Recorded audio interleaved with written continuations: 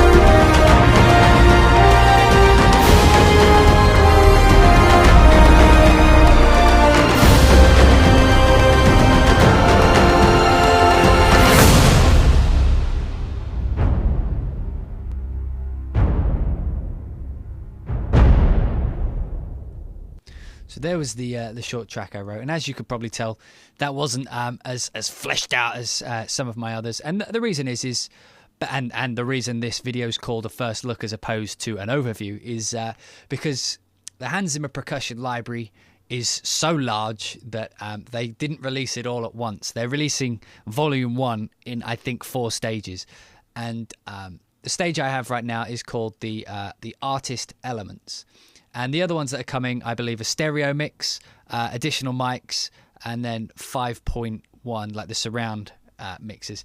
And we'll get into why that's a good thing later. Well, not releasing it separately, but basically what I'll be doing is this video is like a first look. So this was like my initial impressions of the library, the UI, how it all responds and all that. And then as they release the following mic positions and such, I will potentially do follow-up videos with all the extras that they bring. So let's take a look at the actual track here. What I did is I wanted to show like all the different patches you get, like including the individuals, and show what the UI can do and all that. So let's take a look at this first little track here, which is the taiko ensemble. So let's just take a quick look here. So this here's the taiko ensemble. It sounds like this by itself.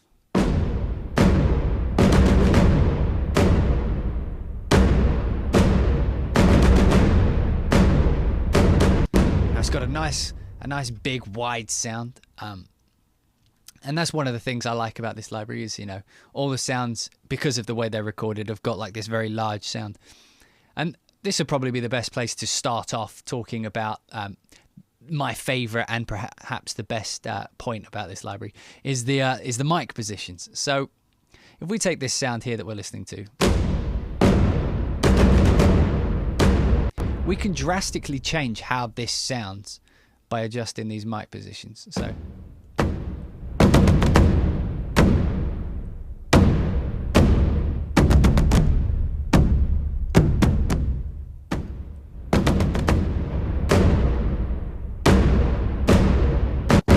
now this is probably the best feature about this library, and it's actually amazing when you think about it. This is where you find the value in the library, is with this amount of control over the mic positions, you can literally tweak the tone of the sound to fit the mix you're working on. So if you're working on something that's really close and up in your face, you can just bring it up like this. And if you're on something like this track where it's a bit more kind of aggressive and you just want that big wide sound, you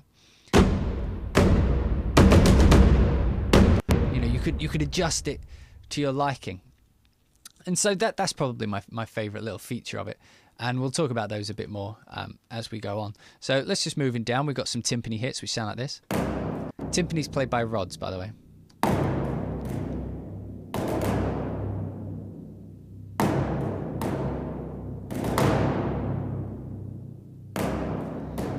And if you look at the UI here, one of the cool things you can do is if you've written a line, you can audition different instruments with the same lines. I mean, I'm kind of split on the way this is set up, because basically they have it, if you look here, they have it so that all the keys, basically, all the articulations share keys. So if I look here, so these two keys here, the C and the D, are the instrument played hard, right? And so it would be the same on this. I'm not sure why it's not on that one, but you know, okay. And then if we scroll down like to the dolls here, you can see how it's hard, and then taps are up on these, you know, this D flat and E flat. And then again, I'm not sure why that's missing, but essentially they're all in the same place. So if you were so inclined, you could swap out that instrument on the fly. So I'll load in this little, I'll load in the timpani ensemble and swap it over.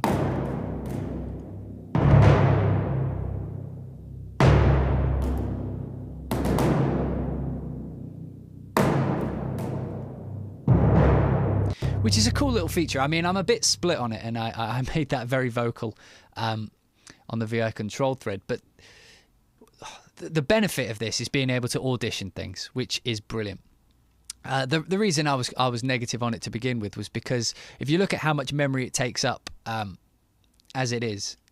So essentially, the way the patch is constructed is the amount of memory footprint you're using is wired to the mic positions you're using, and it's not relevant. So let's say that the timpani hard was like 200 megabytes, and then these two were 50 each or something, you know. And then if I selected this one, I would still be using, you know, the 200 or whatever I said for this one, even if I never use it. I mean, you can unload them, which is brilliant and kind of lucky. So that's why I'm not like that too hung up on that, you know, because you can unload them. But it just seems a shame that it doesn't like, you know, you can't swap on the fly. But then that brings me to my next point is that they also include in the library, they include individual patches. So let's say like I was complaining here in air quotes about the, you know, about how it always uses the same footprint to make sure that, you know, you're not accidentally loading the footprint, and so you always know exactly which instrument you're using.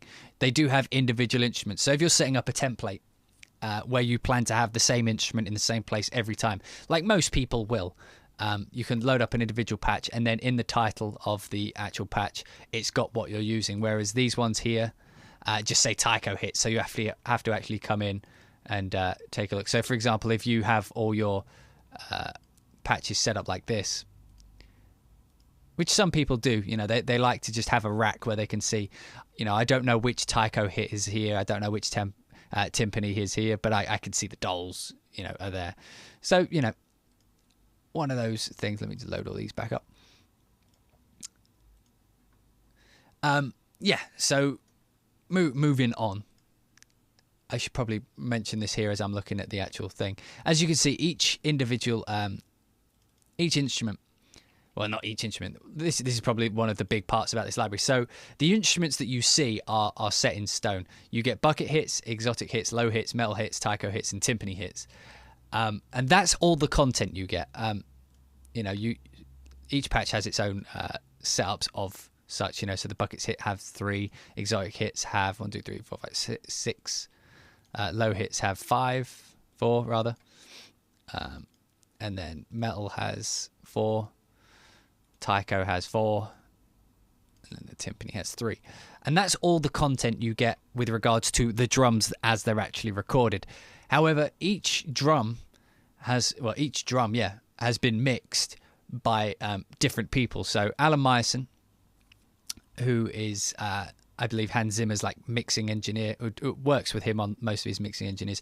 Jeff Foster, who works primarily, I think, at Air Studios, and he does a lot of the recording and stuff at Air for Hans. And then Hans Zimmer himself, of course, has done some mixes to the to the drums. One thing I noticed, and I hope they change soon, is there's no way of knowing here who did what. I remember, I'm pretty sure most of these are by Alan Meyerson, the ones that in my particular track. However, I can't tell you which ones I swapped out for Jeff and Hans. Actually, I can tell you which ones I swapped out for Jeff, because Jeff has more mic positions, but we'll get to that later. So yeah, moving down, let's take a listen to the dull, what I wrote here. So here's the dull part.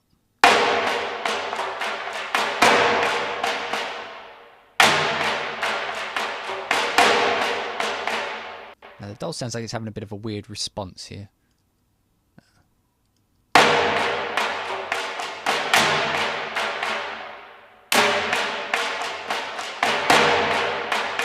Sounds almost like it's getting hung up on round robins, and that was one of the things that kind of irked me about this library is the response of some of these patches are a little bit off. They're a little bit weird. So let me,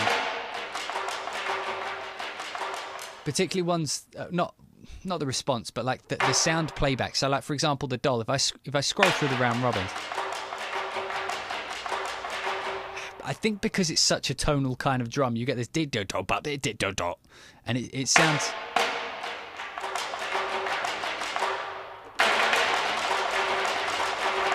You know what I mean? It's got a very kind of.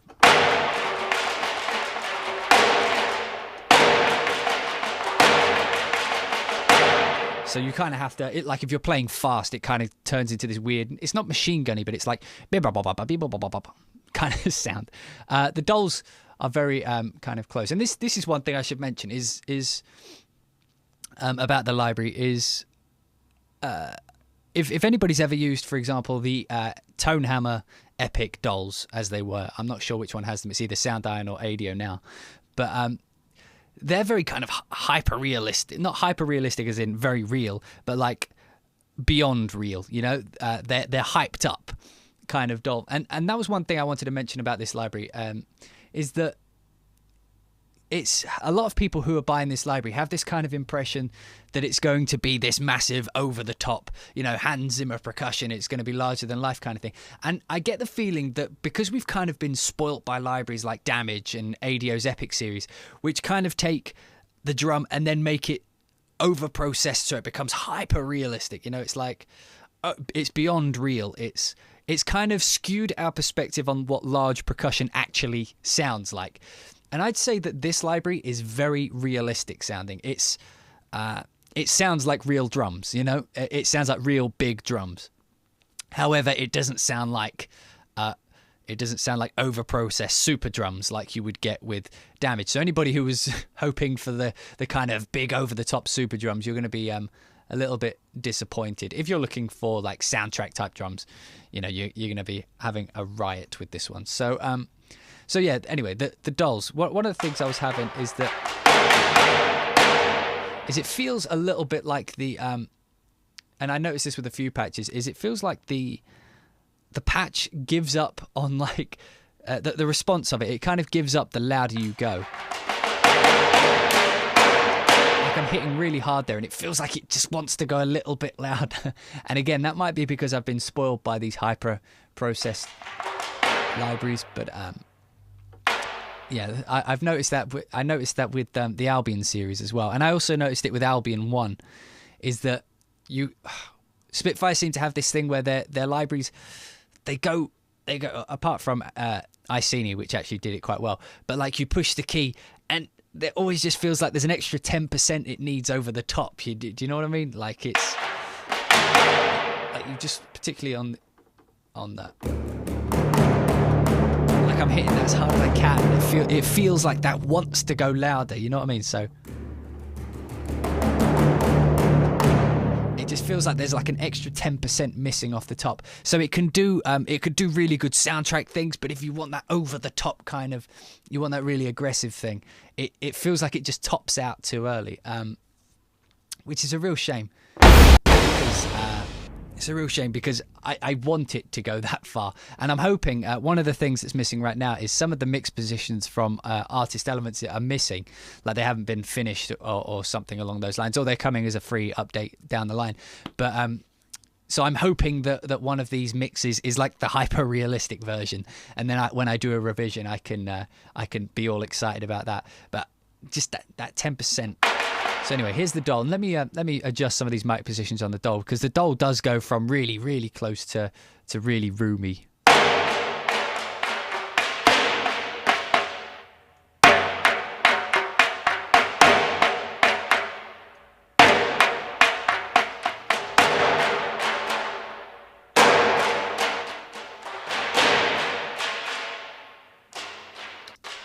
And like I say, that is where the true value of the library comes. Is each drum is so flexible. It's literally like having, whereas samples before you kind of get, I mean, not all samples. I mean, there are some other sample libraries which have mic positions and such, but it's like a lot of libraries come pre-baked. So the sound you get that's the sound.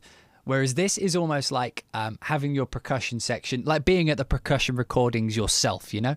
Like you're able to go in and, tell your engineer, okay, it needs to be a bit more roomy. You know what I mean? You have that flexibility with it now. So here we're listening to the boobams.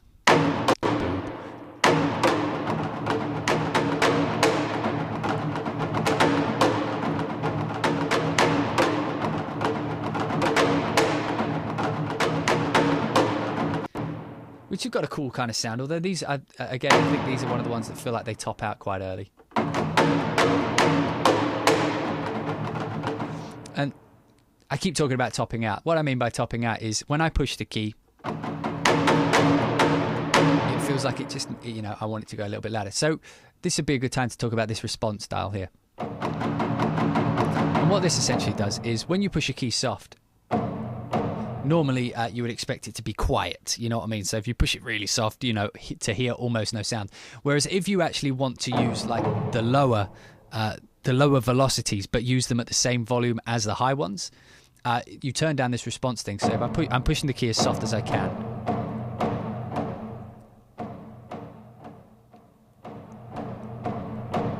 So this way, with the response style, the hard hits are at the same volume as the low hits. And I'll play back what that sounds like in context of this. So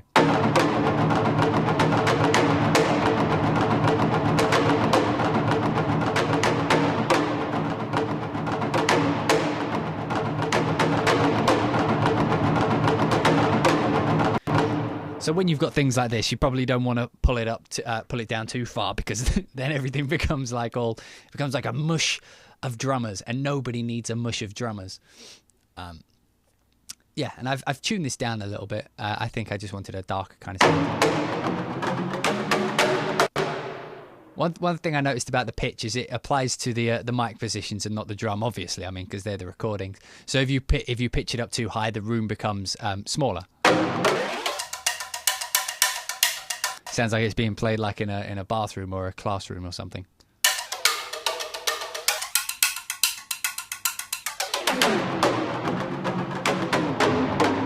So, by definition, if I pull it down, the room gets bigger. But it also becomes like a mush. Again, no one needs a mush of drummers. I should probably talk about these here as well.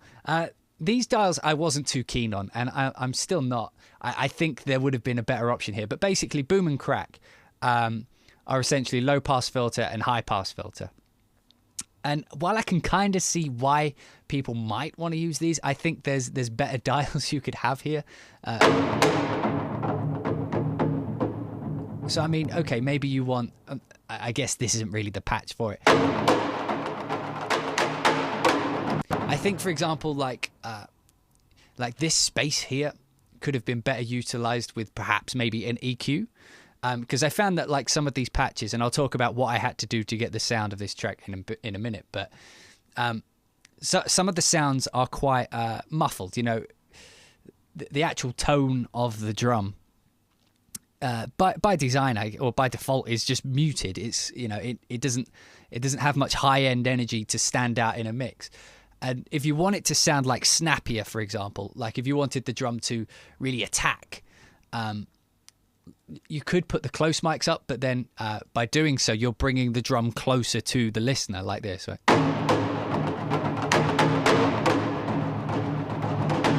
hear how it loses attack as I bring the close down, but as I bring the close up, it becomes almost like two in your face. And when you have too many drums that close, again, it's a mush of drummers. So what would be good is if, like, for example, you had an EQ. Let me just adjust the EQ on the fly so you can see what I mean.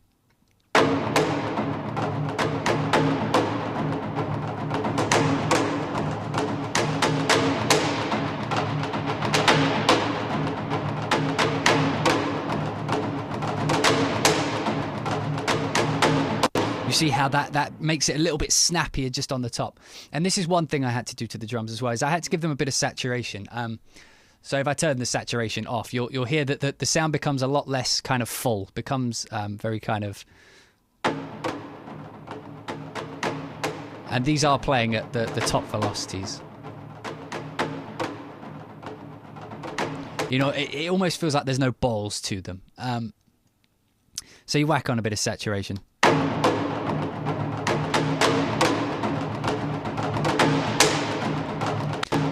You know, and it just adds to the sound. One of the other things that I wish that could be better utilized in this space, because sure, I may use the low pass. I mean, you could just put like a 4-dial EQ above it or something. And I think because this, you know, I don't know for sure, but there's not many like Contact 5 specific features, and one that a percussion library, for example, would benefit from is the transient designer or the transient master. And of course, you know, with Contact 5, I think I can come in here and set this up myself. But if it was on the UI, you know, I could just go straight to it. So like basically a transient designer, what it does is it takes the transients and it makes them snappier, and you can cut the tail. So for example, I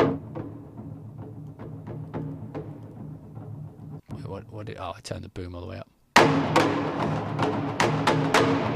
So if I turn the transient up,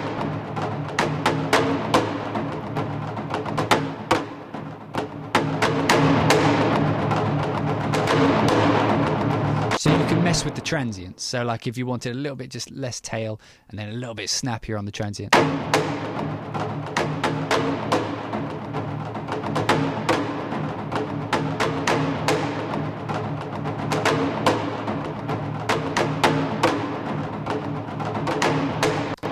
Just one of those little things, but you know, I'm sure they had their reasons for doing what they did.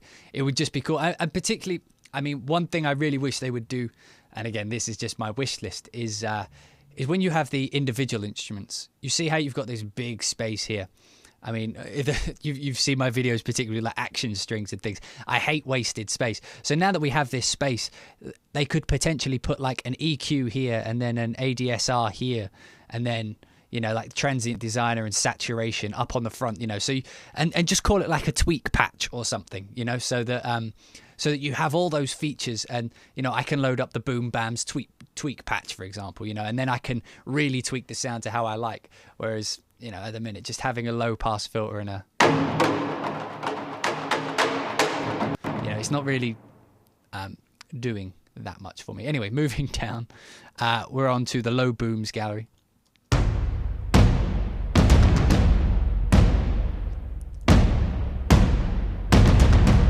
This one's kind of acting as my, as like my up front. Because there's this kind of, and this one's kind of doing like the job of my close mic. So as you can see here, and obviously because I wanted it close, I've got a lot of close mic. If I took that away, it would lose a lot of that presence.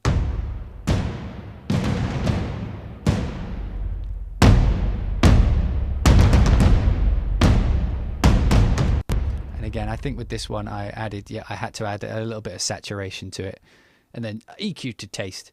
And again, I can do this in the wrench, but it would be good if it was on the front panel. And I one of the other things is I believe that if people are using this on the free Contact player, they don't have the luxury of doing this, even though their Contact player will be version 5 and they've got the transient designer. But, you know, hey ho.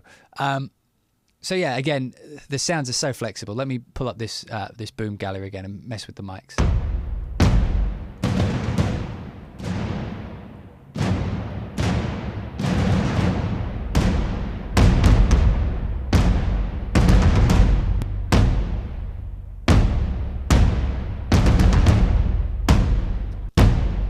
perfectly tweakable. I love that. Let me have a little jam with the others. Well, I'll have a jam at the end. And then coming down to this was something I noticed, is that there aren't that many instruments that have crack on them.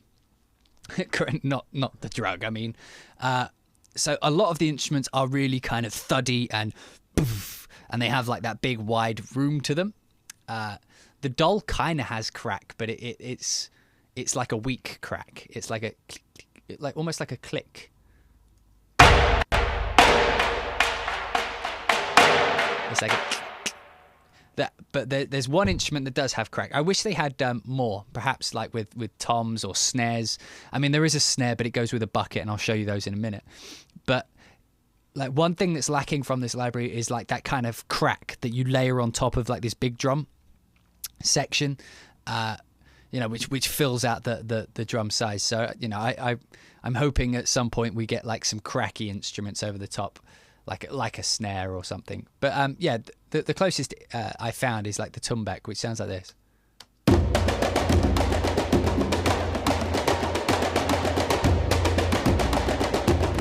And you see what I mean by crack? It's that boom. And when you lay that over everything,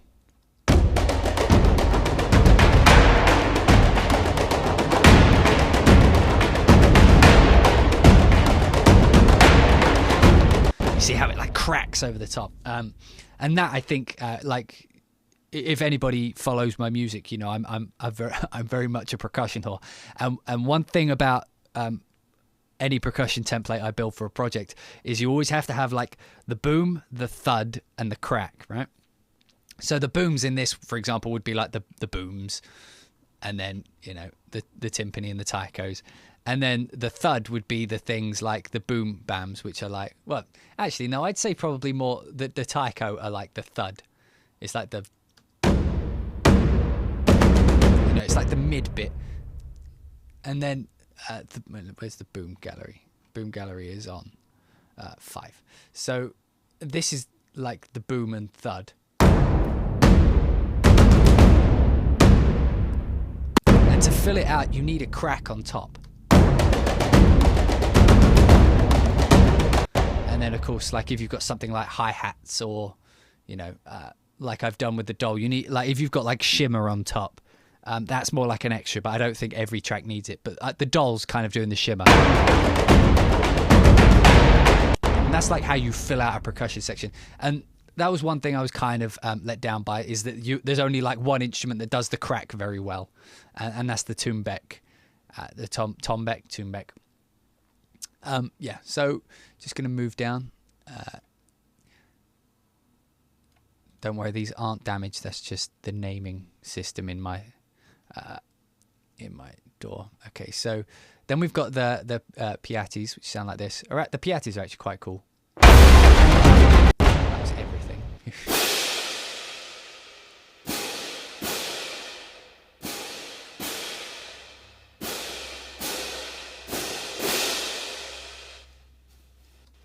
And again, you can adjust this mic position to your taste.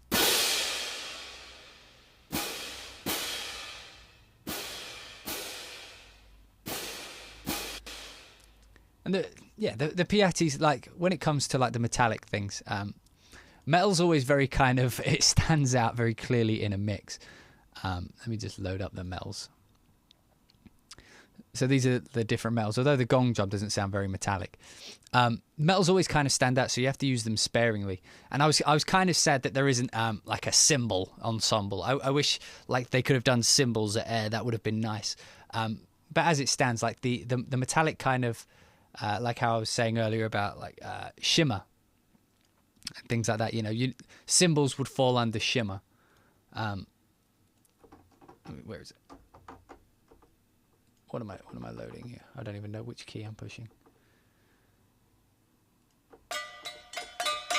So like, for example, that stands out. That doesn't really sound metal, but I'll take it. Oh, and this is something I should probably mention here. If anybody's ever used Contact and wondered why like sometimes keys are blacked out, you just have to like click in this kind of rectangle part.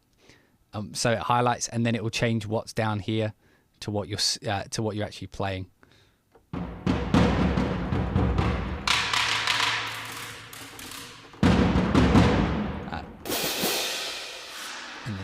So the metal range is rather like limited, which was a shame. I wish they could have done more with cymbals and, you know, shimmery type things, maybe some hi-hats and stuff. But maybe that's more to come in the other volumes. I don't know. This would have been cool. So number 2, here we go. So on number 2, I used some of the solo. I used a solo taiko, which sounds like this.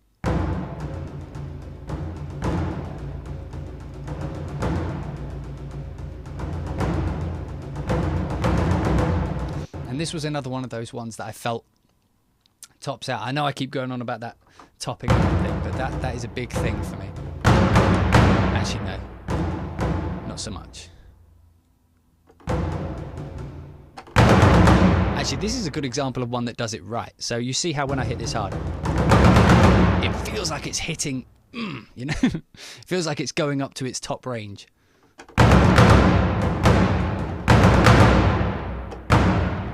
It's just that a lot of them don't.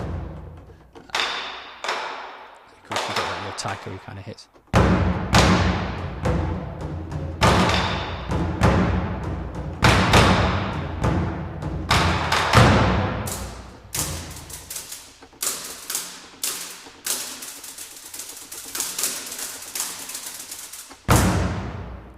Yeah, the taiko I'm kind of doing.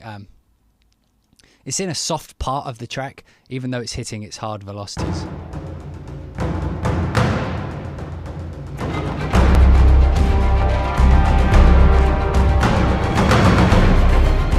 And that's one of the things I like about this one is it's got, as you may have noticed, it's got more mic positions than any of the others. And this is because these are the Jeff Foster patches, and I'm not sure why only Jeff's got more mics than anyone else. Maybe there was some sort of deal done so that he looks like the good guy and everybody else looks like the bad guy. But yeah, these extra mic positions get me excited about having the additional mic positions of the volumes that are coming up. Because whereas with the 3 mic positions, you get a lot of tweakability. The more mics you have, the more unique you can make the tone of an instrument. So let me just check. So again, with this one, I had to add saturation to boost it up. If I turn this off. Actually, no, that's a good example. Like, so how I was saying this one feels like it tops off. Like, that's hit. That is the volume of this patch at full volume. It's got like no cut to it. You know, it feels like it wants that extra 10%. You throw saturation on. It's still not quite there, but you throw on a bit of EQ with that high shell, you know, that high boost, a bit of low cut, all of a sudden that 10% appears out of nowhere.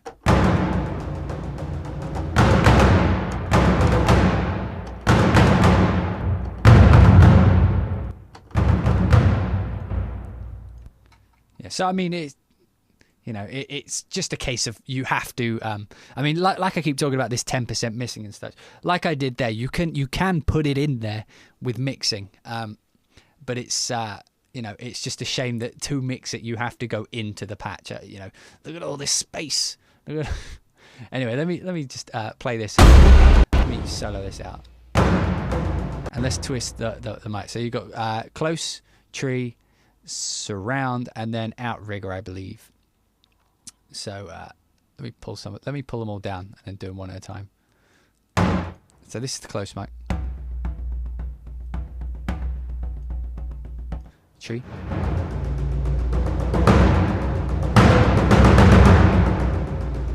Surround.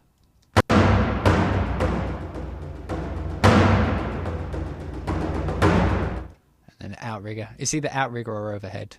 No, I think overhead is OV. And the outrigger is kind of like, it almost sounds close and room together.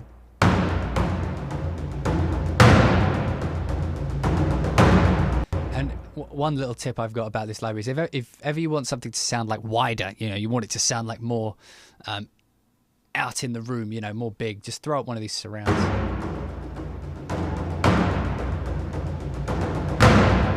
I drag this out, it becomes much closer. If you put it in, it gets much more roomy. Well, to my ears anyway. And again, the response.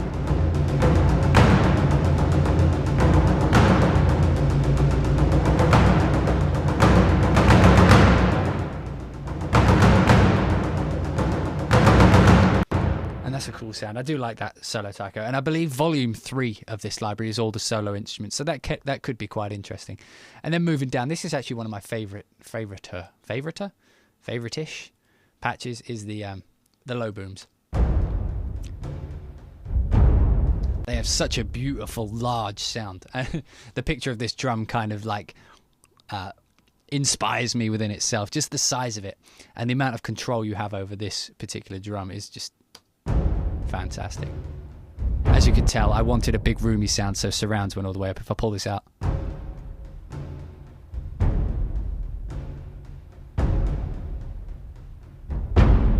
which is fair enough, but you whack it up, oh, it just goes on forever.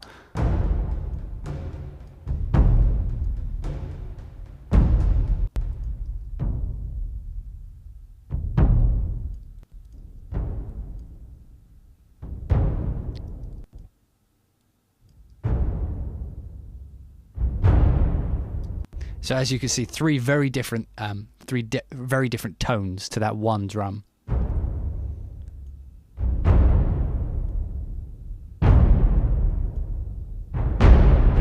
So now let's swap this out. I believe this is an Alan Meyerson one. So let's swap this out for the low boom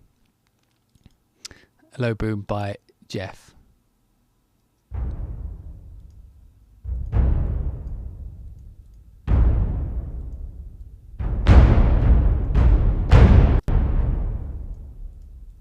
Let's go through each mic.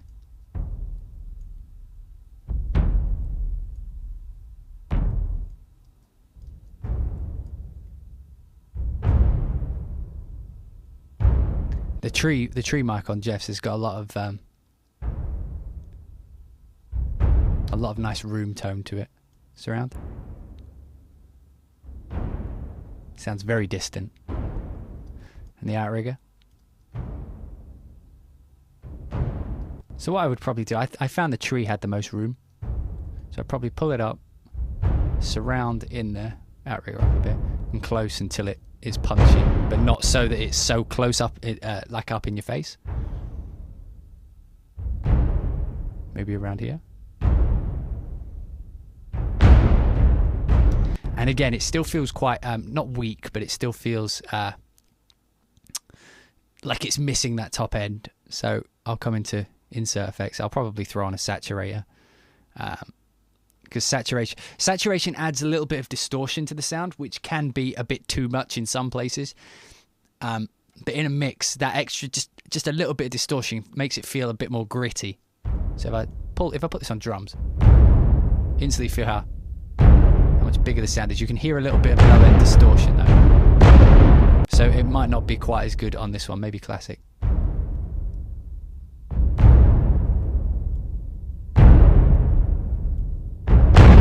You definitely heard it there. So maybe we could bring the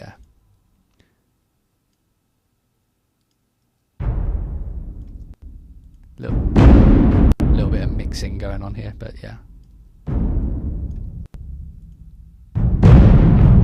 Find where it's distorting.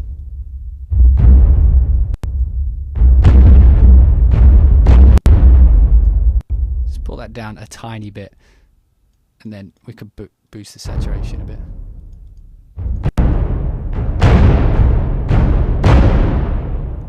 I mean, not that you would want to do it exactly like this, but you know, on the spot. I'm doing this with headphones, by the way, so you know, you give it a little bit of top end so that it cuts. One good way, if anybody's still watching this, when you're mixing, a good way to find out what you want to do is to create a very big bell like this and turn it up so it's too loud, but you can hear the frequencies you want to adjust.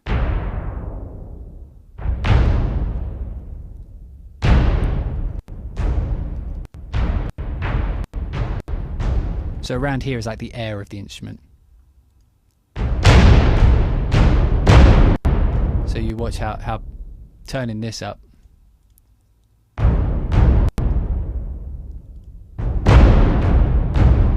Will give more air to the sound. That saturation is a bit shit here, actually.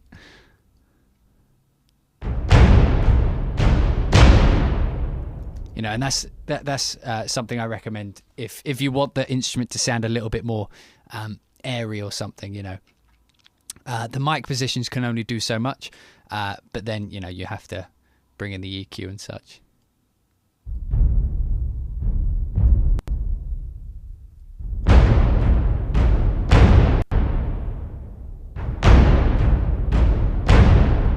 And now that we've done that, let's swap that out for the Hans Zimmer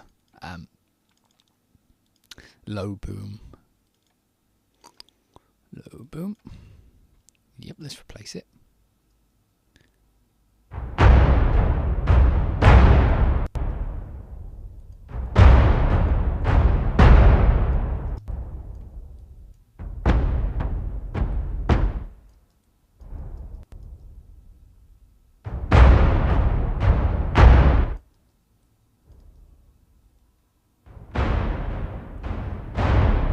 Now, Hans's surround mics seem a little bit less roomy than the room mics in this one, and they have a slightly kind of thuddier vibe to them, which is cool. But yeah, so that's a good example of like how each mic position kind of has its own tone. So whilst you only get I could count it, but while you only get like whatever it is, like the 20 drums or whatever it is. The different ways in which they're mixed is a plus, you know, so it's like having your percussion mixed by Alan Meyerson, Jeff Foster, Hans Zimmer.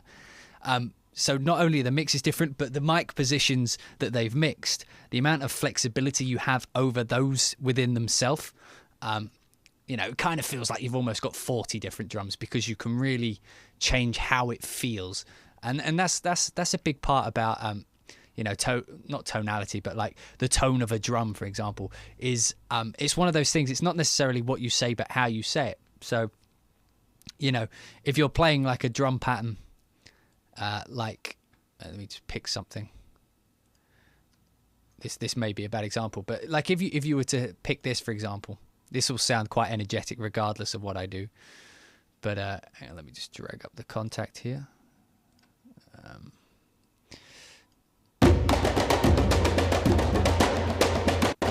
We make it really close. It's going to give a different kind of emotional response. It's going to have a different emotional response than if you have it far away. We're going to crash? Looks like we're going to crash. Okay, we are back. We had another crash. That seems to be happening a lot recently with Contact 5.3. It's not the library. Don't worry. It happens to quite a few of them. So I already dissected the track that I wrote, and I showed which patches I used and how they combined together. So now I thought I'd just walk you through the different libraries that you get and have a little talk about them. So we'll listen to, in fact, I believe the Hans Zimmer patches have already been covered by the official walkthrough. So we'll go through the Alan Meyerson ones first. So in the bucket hits, you get like buckets plus darbuka.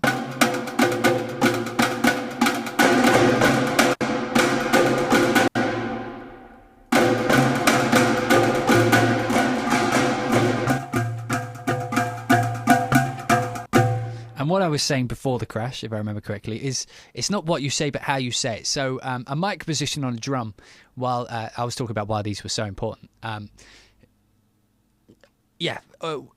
importance of having like mic positions is if you've got a pattern like this,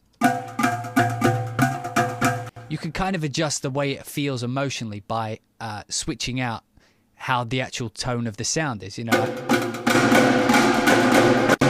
This drum sounds bigger, therefore it sounds more aggressive. It sounds, you know, it sounds more powerful because you've got the, it's exciting the air around it, and you can feel that. You can feel that like as a human being, you can feel the air being excited. And that's what this library does well, is because of these extra microphones. like when you hit a drum, the drum itself isn't making sound. It's exciting the air around it. That's how sound works. It makes sound waves, you know, air vibration. And one of the things that you can't capture just by putting a close mic, I mean, like if you only had a close mic, which some libraries do, you're getting the tone of the instrument, but you're not getting the feeling of the air around it excited. And like I say, you can adjust how something feels based on the air around it. If it's really exciting the air around it, you get like this kind of not hyper real, but you get this kind of excited feeling, you know, like it feels larger than life. I mean, this is just a darbuka with a bucket ensemble.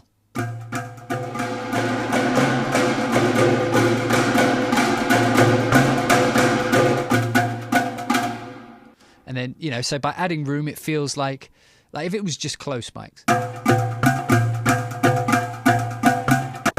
Let me give it so it's...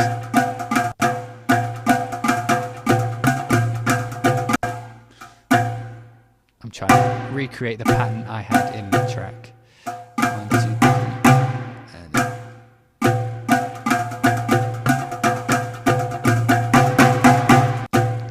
and when it's a lot closer, you know, it feels less. I mean, you still get the energy, but you get almost like more of a rhythm, almost like a Brazilian dance kind of thing with this track. You know, it's up close, it's in your face, and it feels.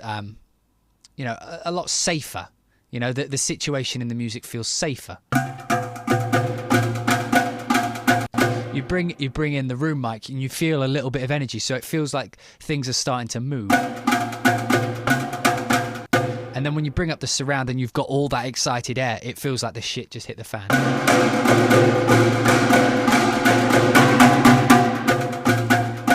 Now the scene's changed and not much is going on, you know. Characters by himself, and yeah, so imagine it like this. So imagine like the character by himself is the close mic, and then like characters getting ready for action is the room mic, and then the character is doing action with the surround, for example. So imagine a scene where a character is by himself, then he's about to do something, then he does that thing as I bring up the microphones. He's by himself.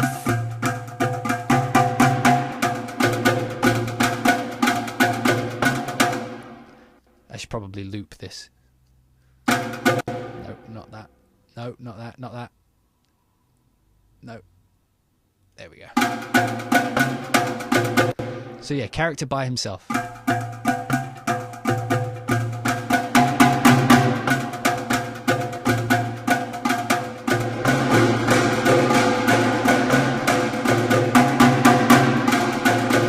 And you see, just by changing the room... just by changing the excitement of the air around this one instrument, you know, you can create a different emotional impact on the listener. And that's why this is the best feature about this library, is just having these different tones to the drum gives you more emotional ability with the drum itself. So let's try a similar thing with the other instruments. So bucket and crushers. And notice, by the way, how I didn't change the MIDI there. I just swapped it out. Like I mentioned, because they're in the same place, I can just... boom, you know, switch it over, and it's carrying on. And like I mentioned earlier, how the library didn't have snares, you know, like there wasn't enough crack in the library. It does have snares, but they're layered with buckets, and it sounds like a muted snare.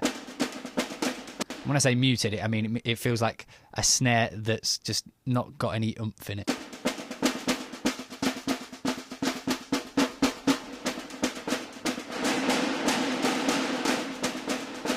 And again, I imagine this would be one that would work well with saturation.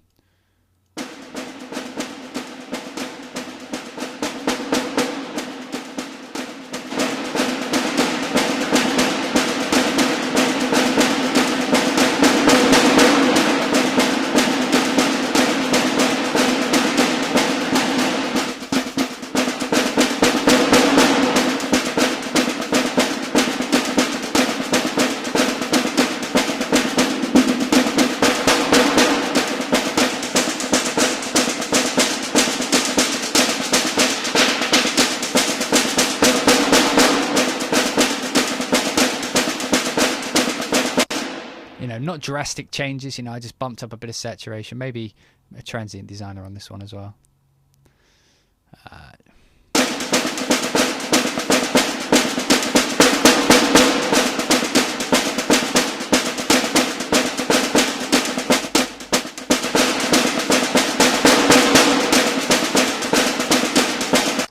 Not major changes, but if I turn them off, you'll hear how different of an effect those little adjustments had.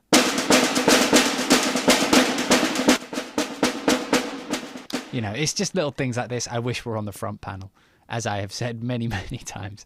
Okay, so yeah, they're the bucket hits, and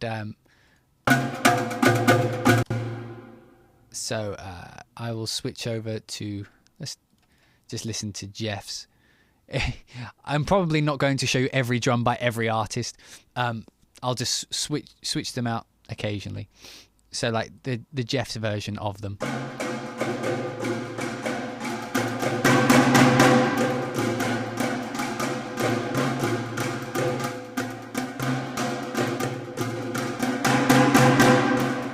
And you hear how this has got more of a kind of actual room tone to it. So it doesn't have as much excitement in the air, but you do get a lot of tone of the room. And that's one of the kind of things that I've noticed so far with the mixes, is Hans's and Alan's seem to be more like film sounding. They excite the room. If you pull down one mic, it changes like the emotion of it. Whereas Jeff's ones seem to be more like organic. So if you're going for more of an organic kind of tone, you want it to just sound realistic. You're doing something maybe like a concert piece, or you want it to sound natural. I'd say Jeff's ones are probably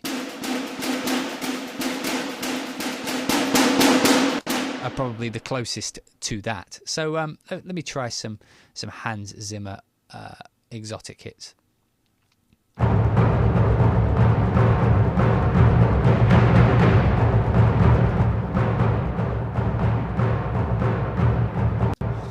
And I think this was one of the ones, like I mentioned earlier, that top out too early. But this one's got a few different hits here. So it's got soft hits up here. So let's just change one of these. Let's change like these ones up here to the soft hits, which would be E and F.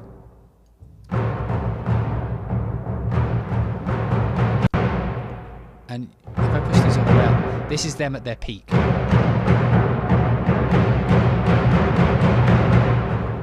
They sound quite muffled at the top end.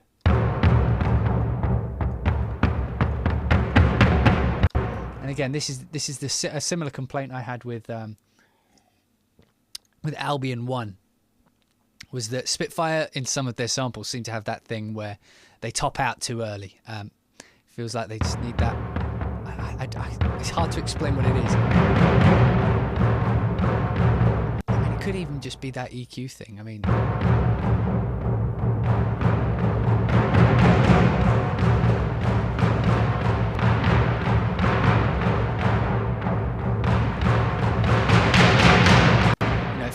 not this specifically, but it's quite a muffled kind of instrument, and like I mentioned earlier, if I push up the close mic, all that does is push it into your face. And this is a third instrument, so you wouldn't want that much crack on this. But I mean, like, it feels like when you hit it harder, it should have more of this, just more up there, more excitement in the higher range.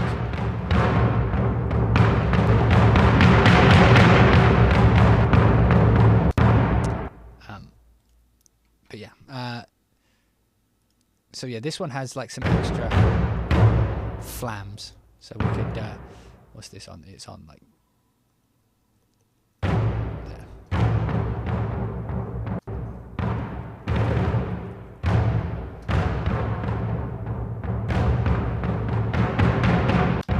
Which is cool. And then it's got like a roll, I believe,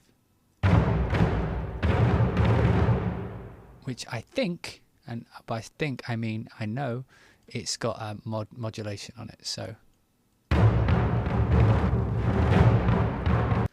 I could turn this whole beginning section into a roll, which is a nice little feature.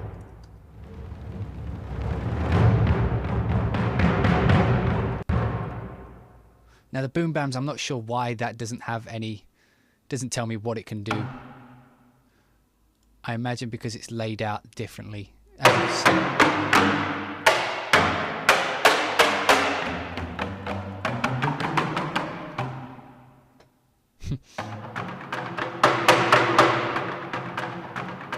So let me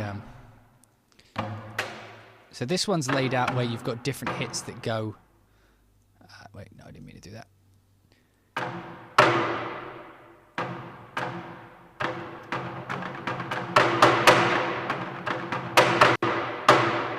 Copy these ones across. So this one, the higher up the key you go, the sound changes. So I think like it would make sense for me to put these on the same one, and then I could be like,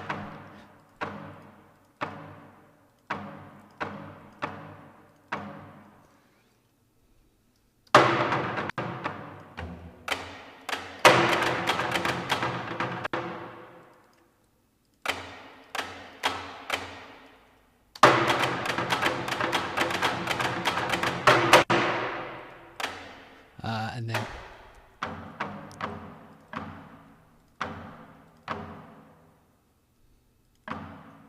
I'm just programming a rhythm on the fly here.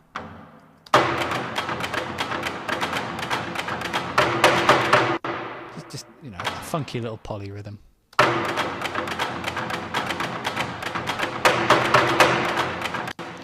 What else we got?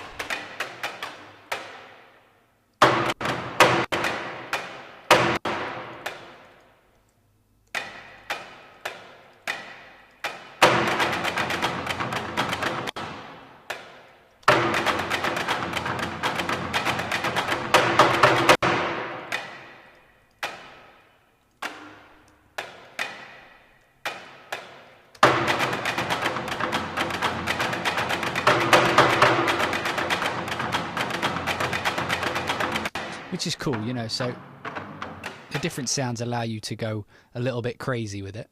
And as you can see, I can adjust the mic.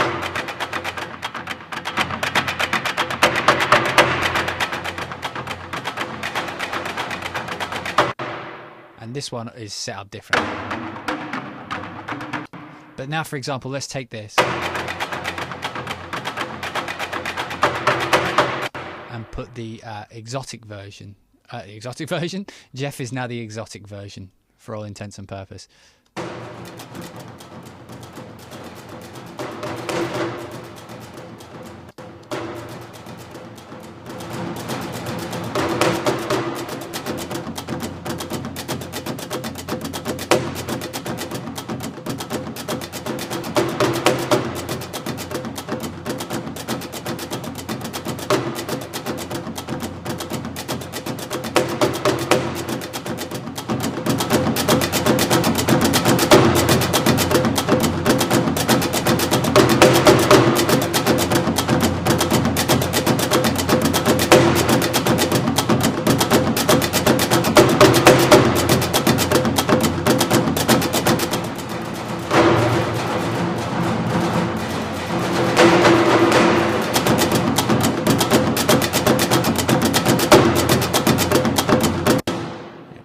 Down.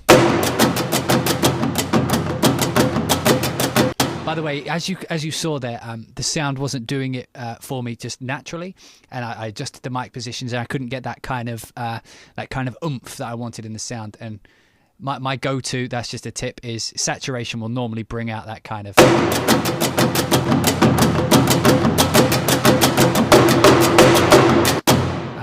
Again, if Spitfire's watching, please put the saturation on the front panel, because it's literally 2 dials. It's saturation and output, and you could just put saturation there, and I could just turn it down. You know, we boom and.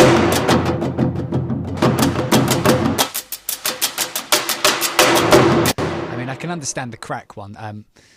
You know, because you can. I understand the low pass and high pass. It's just I think EQ, ADSR, saturation would have been more usable up on the front panel. So we can slow. How slow can we get? Then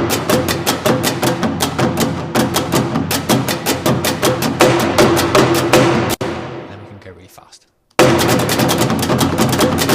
Actually, it sounds a bit shitty.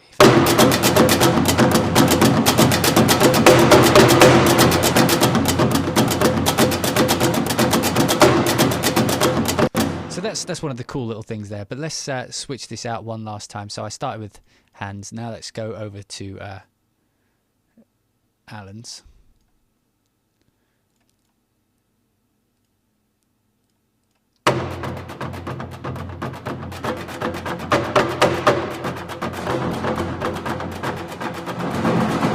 Yeah, Alan's surround mixes always tend to have a lot of excitement in them.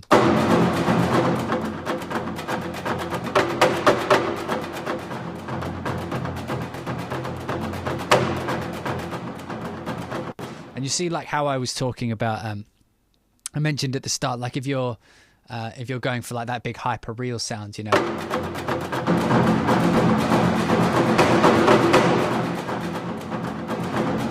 it's quite tough to obtain that like over the top vibe just with the mic positions and the upfront thing. So just digging in, you know,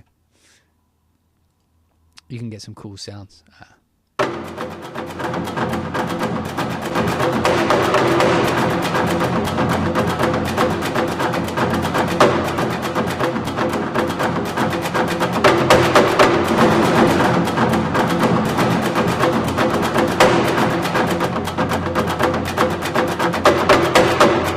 And again, just bringing up that surround, like how I was speaking, like now I've got the oomph with the saturation. As I bring in that surround mic, feel how the air becomes super excited, and emotionally it becomes more like exciting to listen to. So imagine it in a mix, you know, if you bring up that surround mic, all of a sudden the excitement comes in.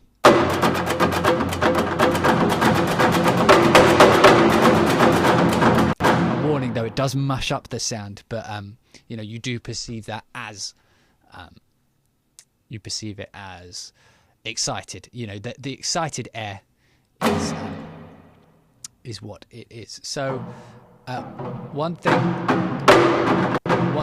about excited air is so when you excite the air, that much, you know, it triggers a human reaction. It's like why sirens, for example, are so scary, because, you know, they excite the air to like an extreme degree. And as a human, that it like triggers something within you. And musically, you can play on that. You know, the way that humans react to excited air, you know, you do literally have a different physical reaction to it. So let me turn the saturation off. I'll give them each benefit of the doubt.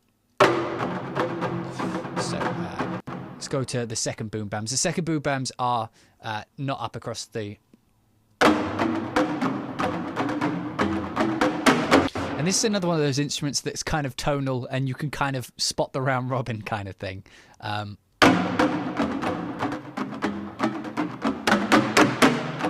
boop, boop, boop, beep, boop, boop, beep.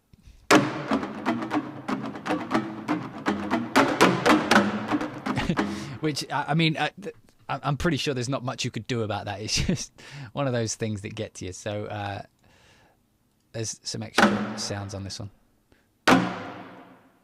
Where are they? There. So here we have, I believe it's rods. Yeah, so... And one of the things that I was going to mention here is...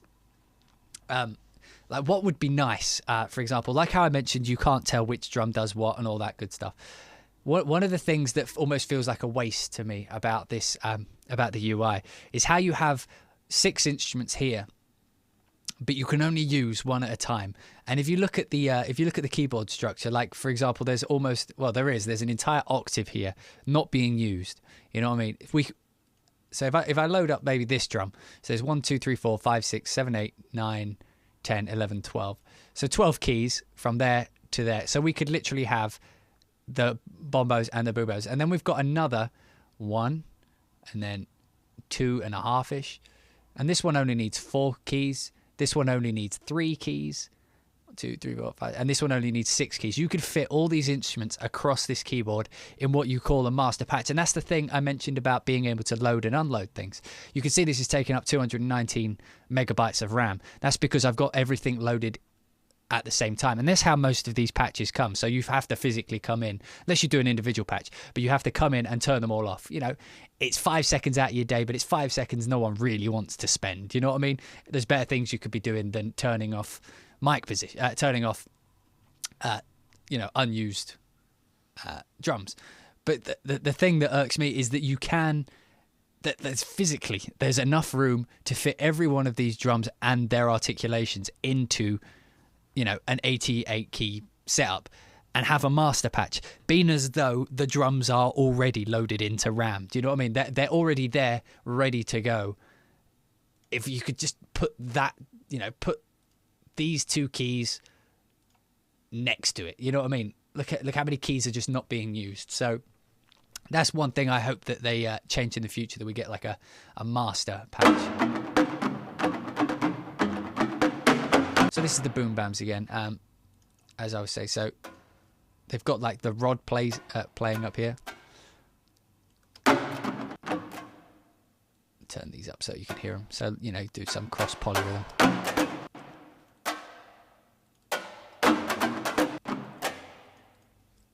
This is how I program percussion, by the way, so I apologise if it's quite boring.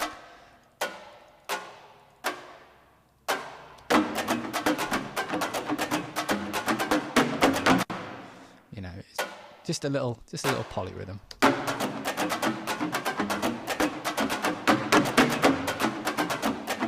Now let's move around these mic positions.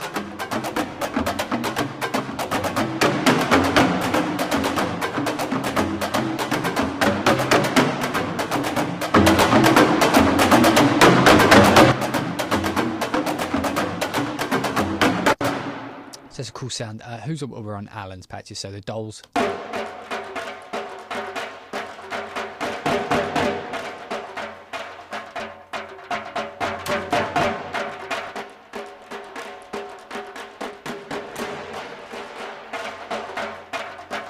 I'll be honest, I'm not a big fan of the Doles sound. I don't know, it sounds kind of wimpish.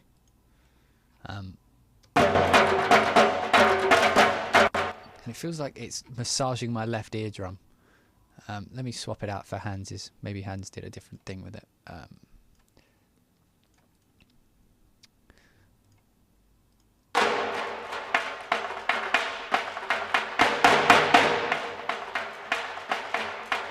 It almost feels like hitting a piece of cardboard or something. It's and again, I've probably been spoiled by the ADO ones, which are over the top kind of sounding.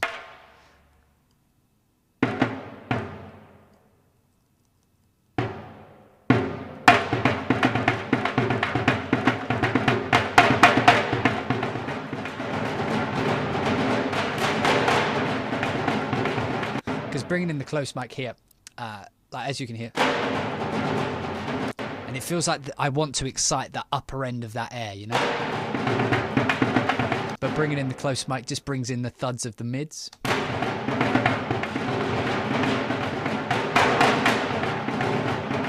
So you know, maybe I could EQ that up.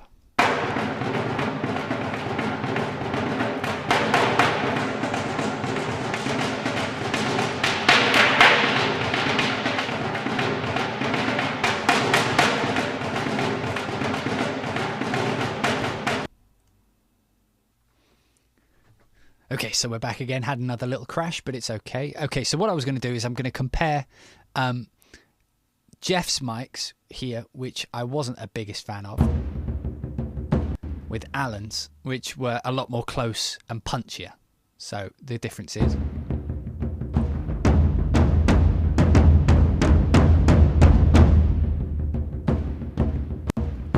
So like I mentioned, Jeff's are more... what you would call like organic, you know, they're a lot more kind of standard and a lot more muffled, whereas Alan's seem to be a lot more excitable and a little bit more processed. And then maybe if we bring up, I see the tree mic and the room mic are as close of a comparison as I'm going to get.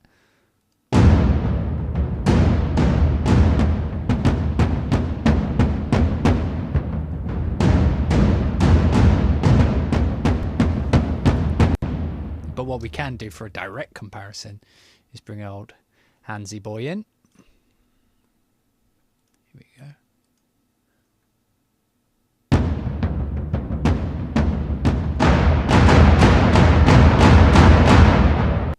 As you can hear, Hans processed the fuck out of that room mic.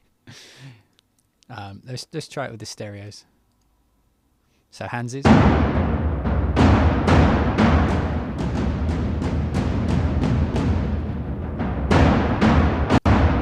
Yeah, one thing we should all know about Hans is that he has a dial which goes up to 11. So let's compare again room mics.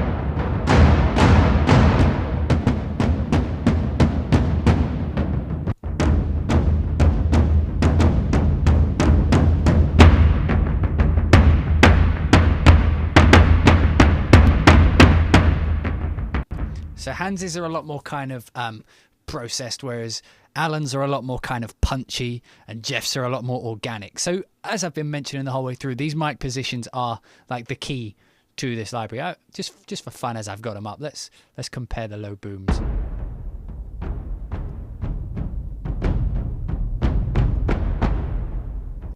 Let's whack up the room mics.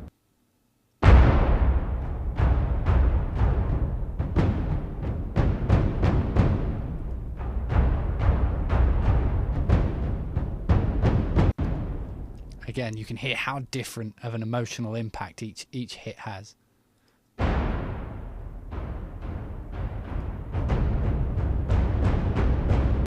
And my personal taste leans towards Alan's mixes.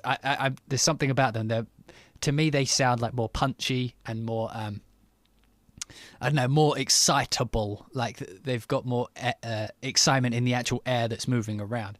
Hans's seem a lot more kind of broad. Do you know what I mean? A lot more wide.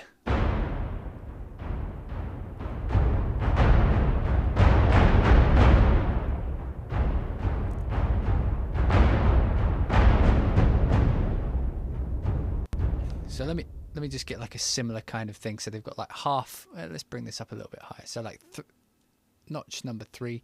So let's compare like what a rough mix of them would be.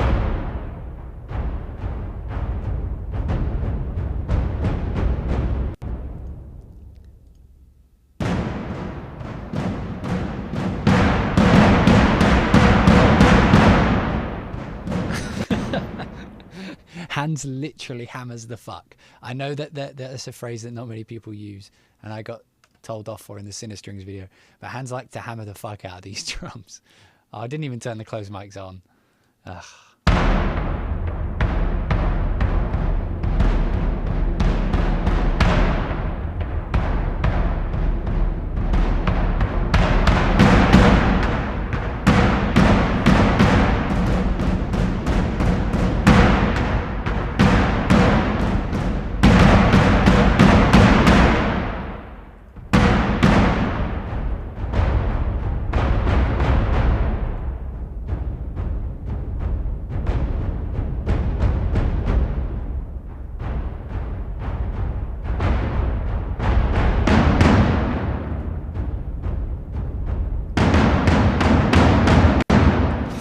Helps if they're the same.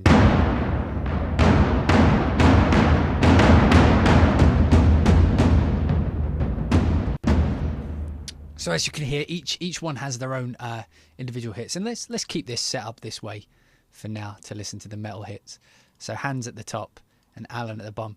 And again, like others have mentioned, as you can see by the way this is set up, even though I've told you which is which, if I was to go away from this project and come back, I wouldn't know which one is which here.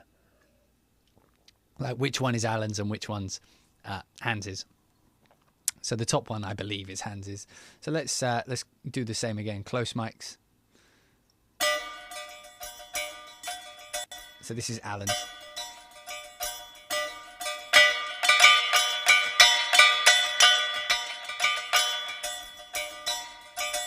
Alan's is a lot more pingy, and Hans is a lot more gritty in your nozzle. Room mics now. Alan. Hans.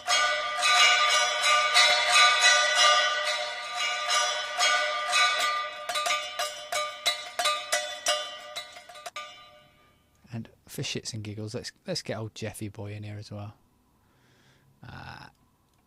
So Jeff's going to be on number 3. let's do the wait, what? So Jeff's is kind of hard to compare because he has different mics. So let's just do the close mic again with Jeff in there. Turn that off. So hands.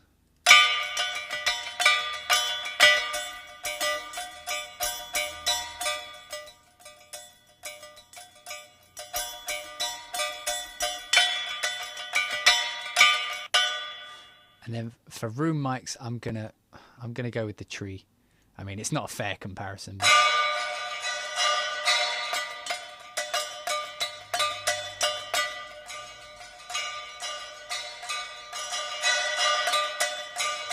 you can hear how each one's kind of done it wildly different.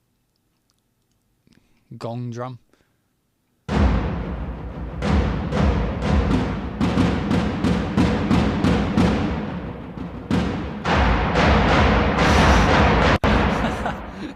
That's fuck hands.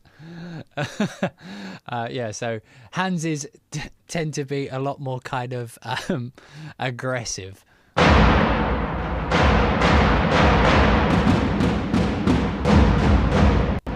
Let's go with the close mics again.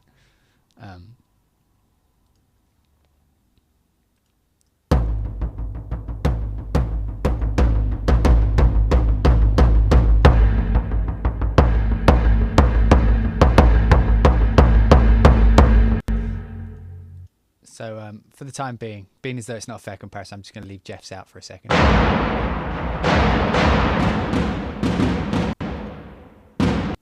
Switch over to the surrounds.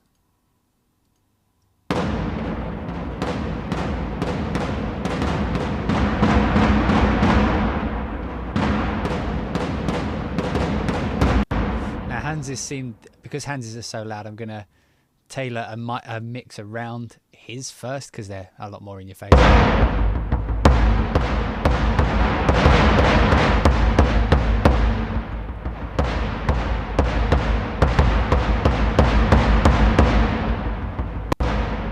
Hans is a tough boy to tame, that's for sure. Okay, and we'll just match it. I mean, just so you get a vibe.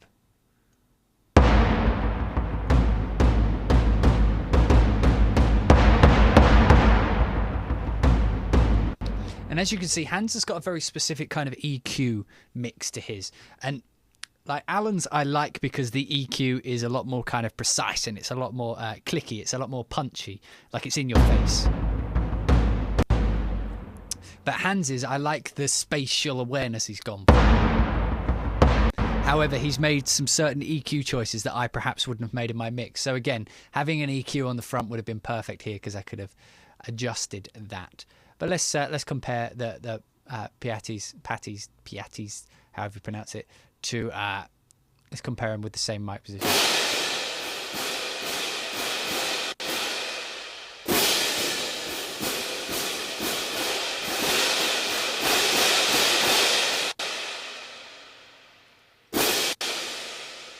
It's quite cool. The tam-tams. Yeah, that ain't gonna work.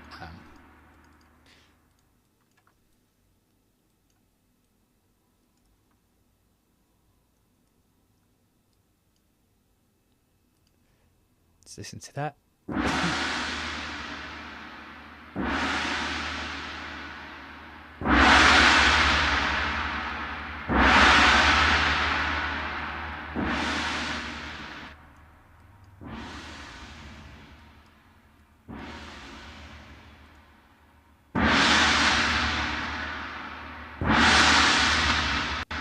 So Hans has gone for again more.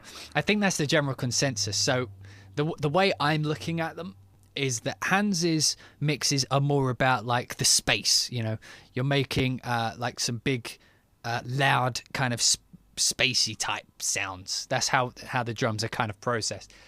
Alan's are like really clean and precise and really punchy, and Jeff's are more organic, but they're a lot more laid back and they're pushed back into the room a bit more, a bit cleaner. So that's kind of how I'm seeing the mixes go. So let's do the taikos. The taikos will be quite good for comparison. So I've put Jeff's at the top. See, I'm confusing myself. Right, so taikos at the top with his hands, and then Alan's is the second one. So, I've deleted my thing. Okay. What was it? It was at 1, 2. Sorry, I'm just gonna have to do a little programming. We'll just do like just something like this. 1, 2, 2, 4. 1, 2, 2, 4. Just like a very simple kind of pattern with a hard hit every 4.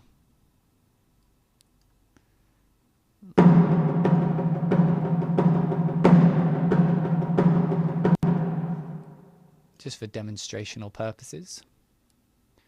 Now taikos, I believe, have rims. So let's put some rings in there. Rings?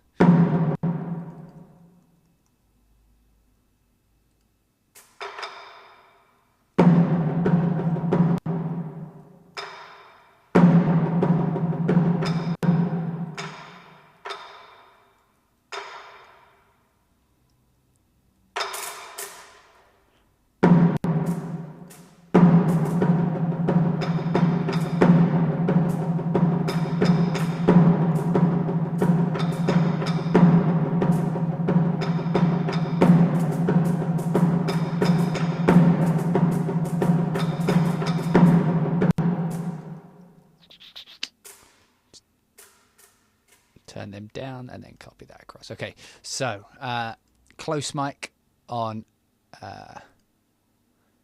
Alan's first. No, on Hans's first.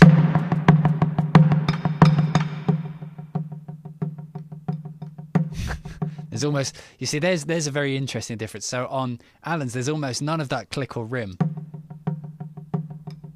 I mean, they're turned right down, so.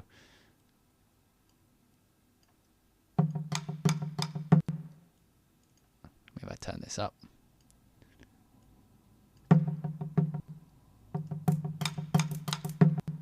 So they are very close up in your grill, whereas Hans's kind of includes a little bit of everything. Let's whack on the room mics.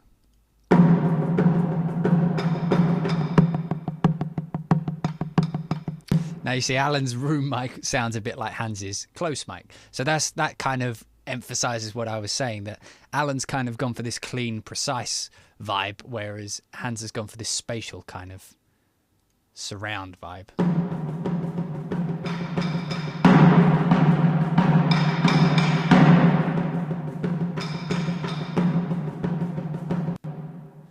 Let's crack on the low. Well, let me build a little mic thing around Hans's again.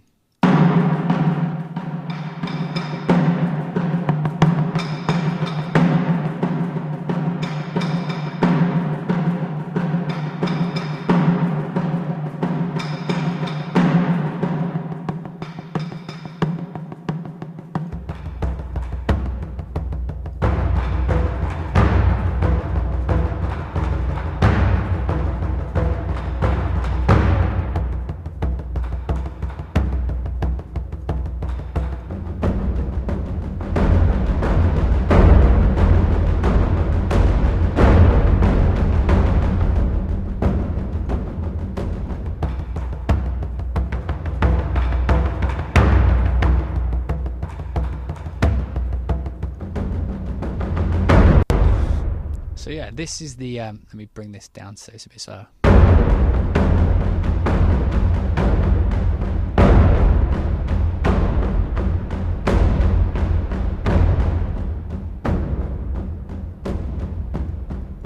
The taiko ensemble is probably one of the larger sounding instruments in the library. And Hans's mix of it seems to be the biggest so far.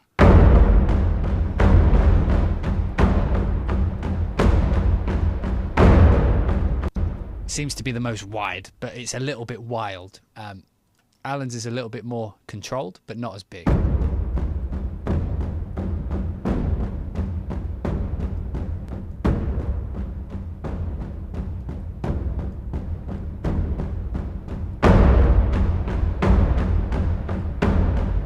And again, going back, different emotional feelings just based solely on yeah, it's an emotional response based solely on how it excites the air.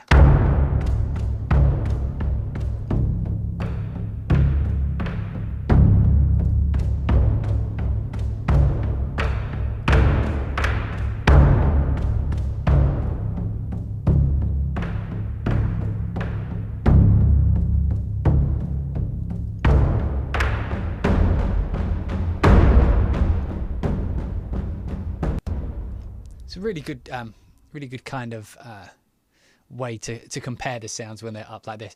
And as you can see, they use roughly the same amount of RAM space, but for some reason Alan's is a little bigger, so he must have had extra tails or something going on. But so Alan on number 2 for the timpani, and then Hans Zimmer on the first one. So let's compare rooms as they're already set up.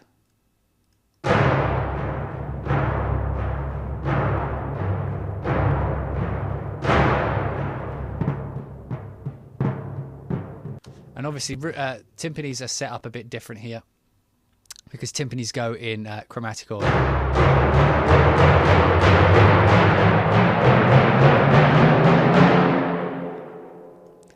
So yeah, so there's no like different keys. So the rhythm I've written is going to be really tonally off. But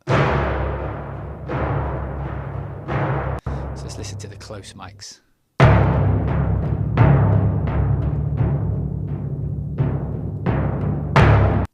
Hans is actually a little bit more in your face with this one. We already listened to the room and the surround.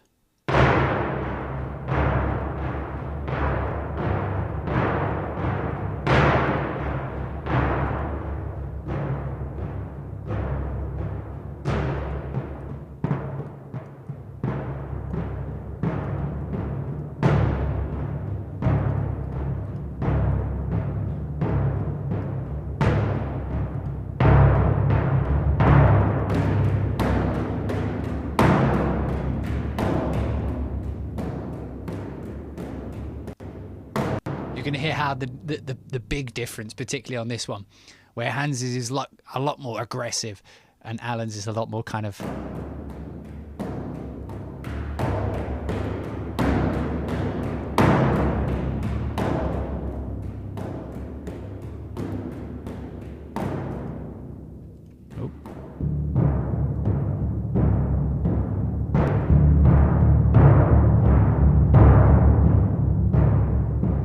These ones aren't too dissimilar. Hans's just sounds a little bit louder.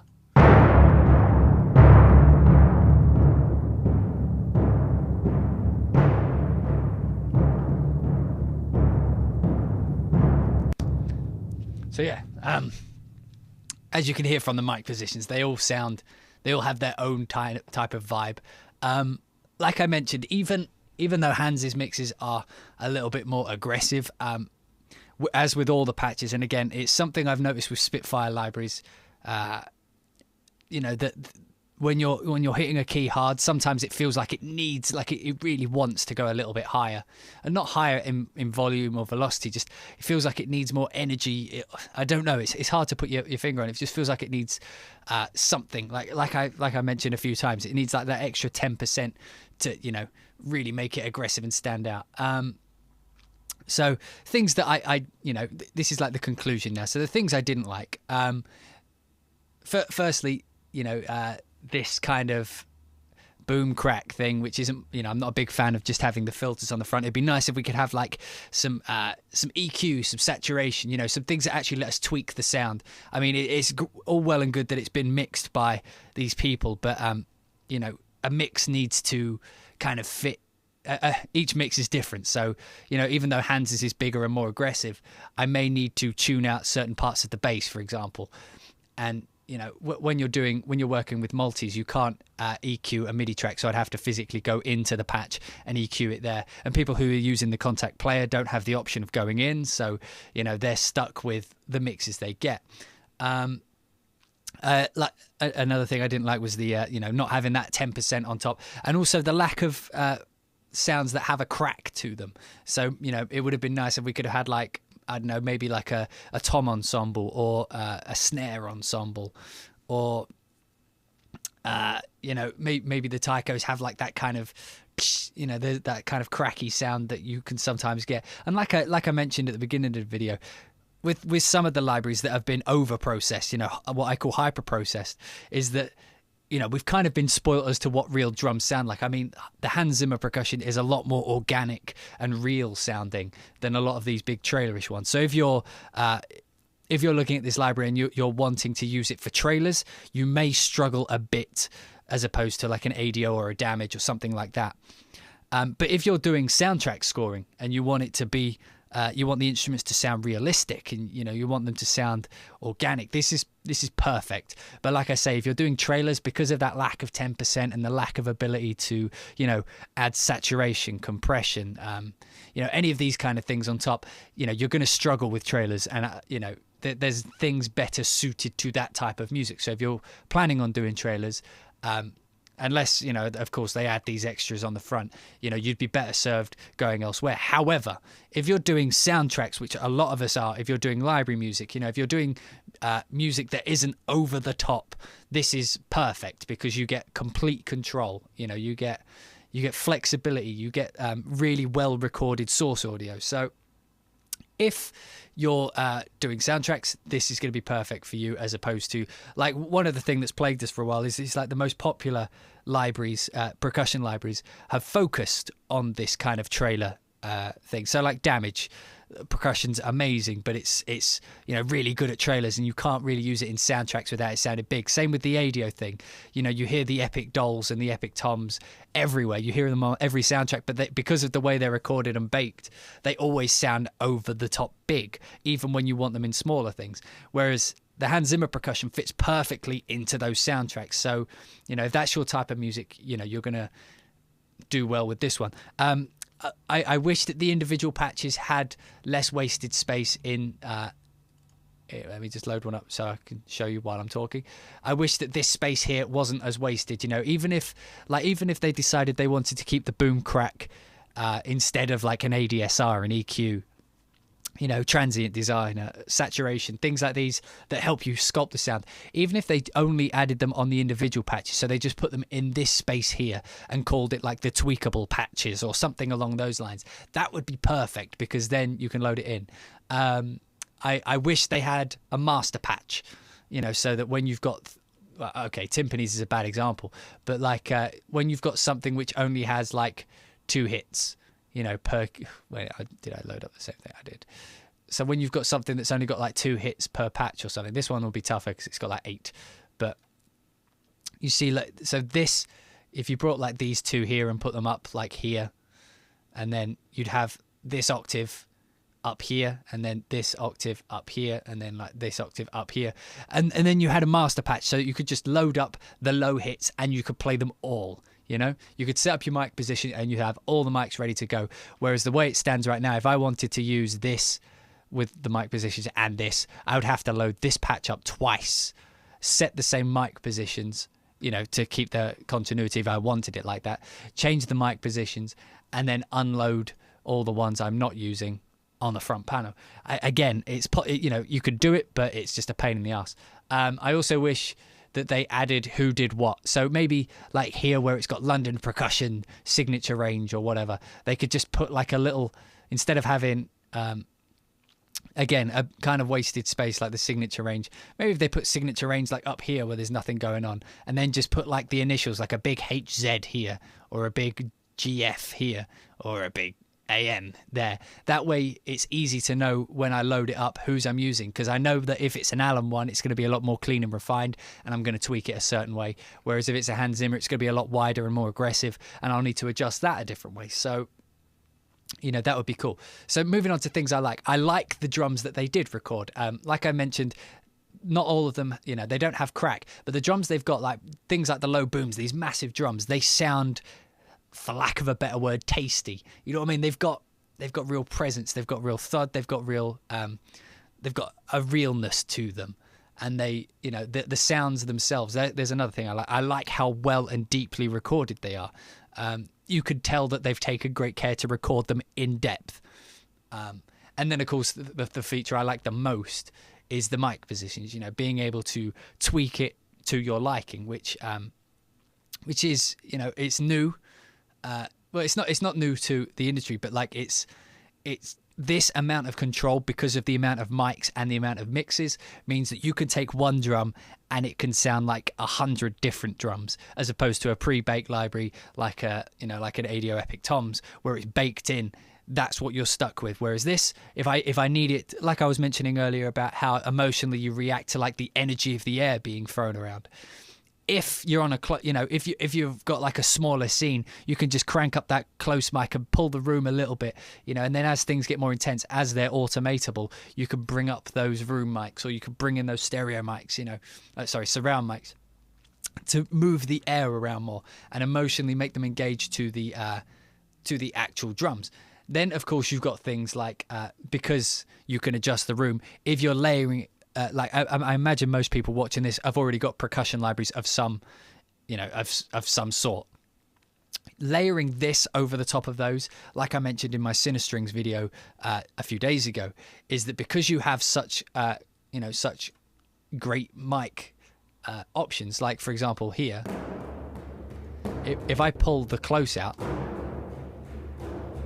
that is essentially a timpani line being played in Air Studios. So if I've got like a different library that's got perhaps more of that presence that I wanted, if I layered the same rhythm with this patch, just playing the surround mics and maybe some room mics, it's going to make it feel like it's from that room. So it's good as an auxiliary layering library, which is perfect because most of us do have other percussion. In the track I wrote, which crashed, I didn't layer any other libraries because I wanted to show what the Hans Zimmer library could do by itself. However, when I do a follow-up video to this, like with the additional mics and such, I will layer in other instruments to show how well it fits together. However, as this is like the first look, even though it is 2 hours now, even though it's the first look, I wanted it to, I wanted to show just what this library does by itself. And like everything, it has real big pluses in the mic positions, and then it has flaws in that, it doesn't cover every ground. So like if you don't have any percussion so far, you could start with this library, but it doesn't cover every bass. There's other libraries which cover the basics, like it's got the low, the thud, the crack, and it's got them in abundance. So, whereas this, I would view as like a really, really well done auxiliary library. Like this is going to be perfect for layering into a percussion mix to make it sound more expensive, make it have more emotional connection in the actual tone of the drums you're playing. I think right now on sale it's like the introductory sale, which will probably be gone by the time most of you watch this video. But for £300, I think it's worth it. Definitely worth it. At is it £300? Yeah, £300. I think it's worth it if as an auxiliary library. Like for layering in, it really does. I mean, I've tried it with a few of my other percussion mixes, and it really does add like an extra tone to it. Like it adds the space, it adds the excitement in the air. I think it's worth it for that price. When it goes up, it depends on how much you like the sound personally. It's definitely a great library, but the problem this library is going to have is that it was hyped to Kingdom Come. So people were expecting a lot from this library, and it's a really, really good library. It's an excellent library, although living up to the hype that it built is going to be tough. So at £400, I think that's what it goes up to. I'm sorry if that's wrong. If it goes up to that price, it's going to be a bit of a harder sell because it's not as much of a game changer as it is just an excellent library. And there in percussion particularly, there's a lot of competition. But personally, I'm really happy that I picked it up, and I'm extremely excited to see what the extra mic positions are going to add, because the additional mics bring like 6 different microphones. Then there's like extra mixes coming from like Junkie XL, and I forget the other name. I apologize, but so I'll cover those more when when I get to them, although the sale may be gone by then. So I recommend picking this up at £300 because I definitely think it's worth it. At 400, you have to find something in it that you like, that you really like. Because the way I see it, it's just an excellent library. It's not a game changer, but it's amazing. So I've had fun playing with it, and you know, I hope you guys have enjoyed watching this video. You know, it's a great library. I'm thoroughly enjoying it. I hope you've enjoyed the video. I hope you found it useful. And like I say, when I get the updates, I will cover those in a bit more detail. And you know, we'll experiment with layering it with other libraries. So hope you guys have enjoyed watching this video, and I shall see you in the next one. Bye bye.